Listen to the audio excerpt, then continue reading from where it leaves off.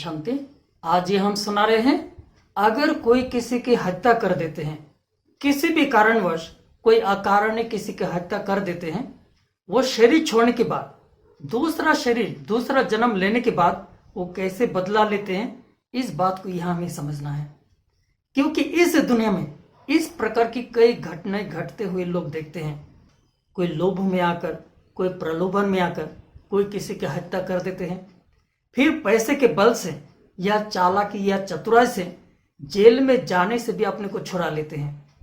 इस प्रकार से किसी की हत्या करके प्रॉपर्टी लेकर फिर मौज मस्ती में जीते हैं।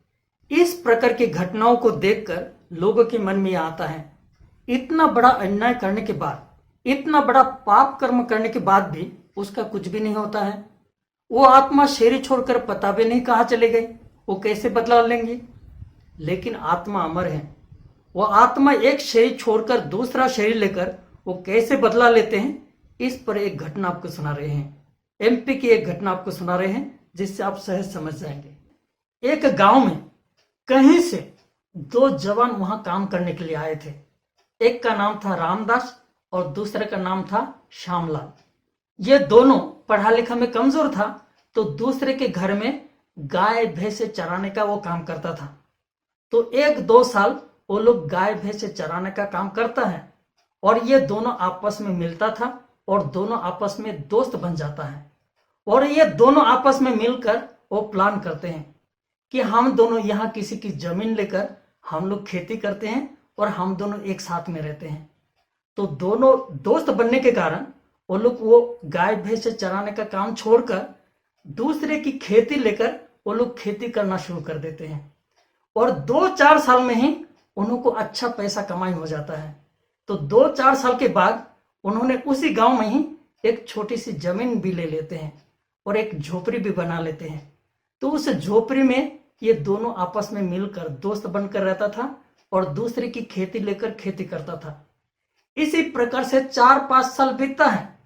4-5 साल के बाद उन्होंने उस गांव के एक बड़ी जमींदार की बड़ी जमीन पर खेती करते हैं और उसमें उनको बहुत अनाज मिलता है और सारा अनाज उन्होंने मंडी पर एक साथ ही बेच देते हैं।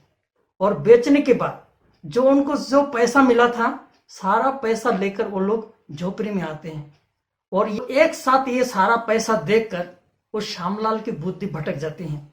वो श्यामलाल ये सोचता है, ये सारा पैसा अगर अकेला मुझे मिल जाए तो मेरा भविष्य बन जाएगा। ऐसा सोचकर वो अपना दोस्त को ये बताते हैं, चलो आज हम लोग जंगल में पिकनिक करते हैं, पार्टी करते हैं। तो दोस्त होने के कारण वो मान जाता है और दोस्ती होने के कारण वो जंगल में पार्टी करने के लिए जाते हैं। लेकिन ये श्यामलाल उसको कहाँ खत्म करके कहाँ दफना के आते हैं, उस गांव में किसी को कुछ भी पता नहीं चला। गांव में सबको ये बताया कि अनाज बेचकर जो पैसा मिला, वो पैसा लेकर वो अपना गांव में चला गया।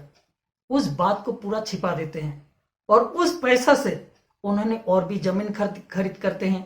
वहां एक अच्छा घर भी बना लेते हैं, शादी भी कर लेते हैं और उनका एक बच्चा भी पैदा हो जाता है। लेकिन उनके मन में एक हमेशा घबराहट होता था कि कोई मुझे ये पैसा छीन ना ले। तो वो बच्चा थोड़ा सा बड़ा होने के बाद उनकी प्रॉपर्टी उनके बच्चे के नाम पर कर देता है। तो उनका बच्चा बहुत समझदार था, समाज सेवा के लिए हमेशा रुचि रखता था। इस प्रकार से धीरे धीरे वो बच्चा जवान हो जाता है। जवान होने के बाद एक दिन उनको अचानक अटैक आ जाता है। अटैक आने के बाद उनका पिताजी उनको बड़ा हॉस्पिटल में उनको एडमिट करते हैं बचाने के लिए। और ये सोचते हैं उनके नाम पर जो थोड़ी प्रॉपर्टी है, वो थोड़ी प्रॉपर्टी हम बेच देते हैं। जब वो बेचने के लिए जाते हैं तब देखते हैं उनके नाम पर जो भी प्रॉपर्टी थी वो सारे पहले से ही बेच देते हैं। ये देखकर पिताजी को दुख तो होता है, लेकिन अपना बच्चा है, उसे बचाने के लिए घर का आधा हिस्सा वो बेच देता है। बेचकर ये पैसा डॉक्टर को देते हैं उनका बच्चा को बचाने के लिए। और डॉक्टर ऑपरेशन के बाद थोड़ा समय किसी से मिलने नहीं दिया। और ये श्यामलाल वो अंदर ही अंदर वो तड़प रहे थे, कब उनका बच्चे से मिले और कब जाकर बताए कि ये सारे प्रॉपर्टी कैसे बेच दिया, क्यों बेच दिया। और थोड़ा समय के बाद जब डॉक्टर से इजाजत मिली उनका बच्चा से मिलने के लिए, वह तुरंत जाकर अपने बच्चों से पूछता है कि तूने सारी प्रॉपर्टी बेच दिया, कैसे बेचा, क्यों बेचा।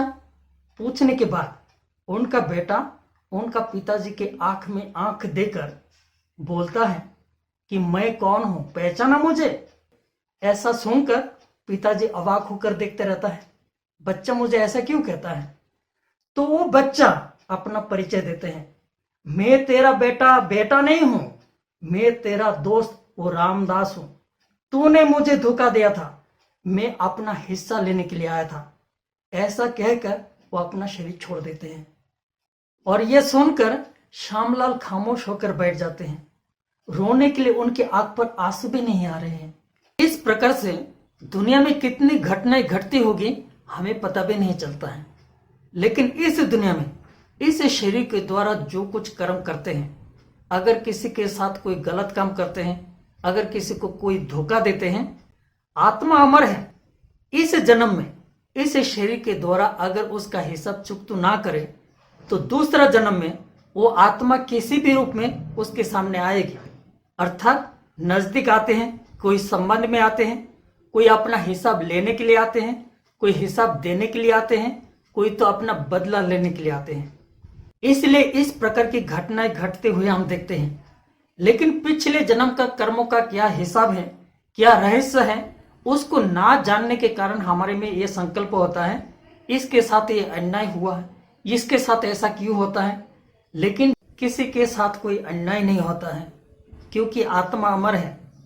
इस जन्म में इस शरीर के द्वारा हम जो कुछ कर्म का हिसाब किताब बना लेते हैं, वो दूसरा जन्म में दूसरा शरीर लेकर उस कर्म का हिसाब किताब चुकता करना पड़ता है।